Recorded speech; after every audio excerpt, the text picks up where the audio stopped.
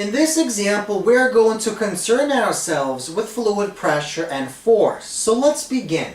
Determine the force as a result of water pressure exerted on an aquarium window whose top is 1 meter from the surface of the water. So we have the surface of the water. The distance from the water to the top of the window is 1 meter. The height of the window is 3 meters. So the distance from the water surface to the bottom of the window is 1 plus 3, 4 meters. And the length of our window is also 4 meters. Now, assuming the density of the fluid is 1,000 kilograms per meter cubed, how exactly are we going to find the perpendicular force felt by this area, by the window, due to the water's pressure? So one approach to solving this problem is by using calculus. In other words, we essentially divide this entire window into strips of infinitely small thickness dy and length of 4 meters.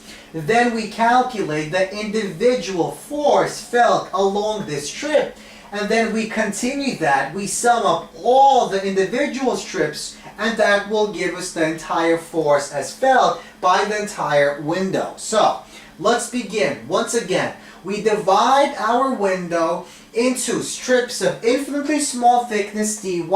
So one such division is shown here. So let's try to calculate what the force felt along this strip is, assuming the distance from the surface of the water to this strip is y.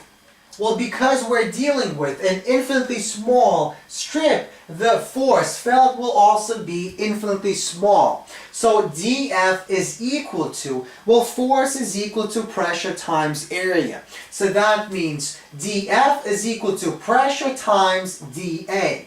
Now, what exactly is dA? Well, in this case, the area of this strip is simply the length of the strip multiplied by dy. So dA becomes L multiplied by dy. And L is a constant because it's given to be 4 meters. Now, what exactly is pressure? Well, pressure is equal to our density times our gravitational constant, G times Y. So all of these values are constants, except our Y. Our Y varies with respect to which strip we choose. So for example, if we choose a strip somewhere below here, that means the Y will be different. So now we have the following result.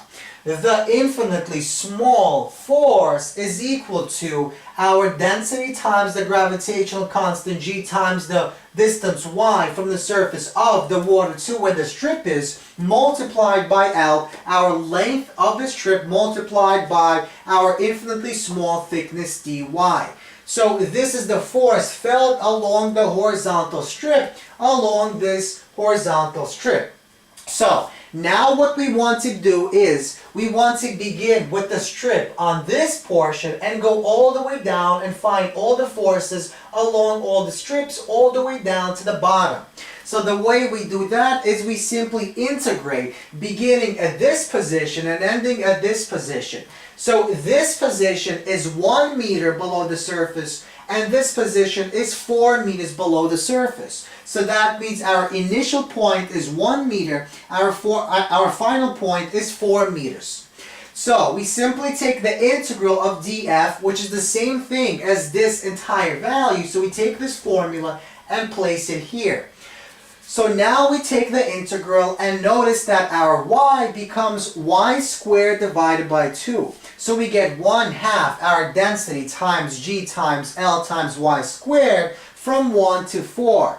So we actually plug in our value for the density of 1,000. Our g is 9.8, our L is 4 meters, and these two quantities differ. So one is 4 meters squared and the other one is 1 meter squared. So we calculate this and we get that the force, the perpendicular force that this entire window feels due to the pressure of the water is 2.94 times 10 to the 5 newtons per meter squared.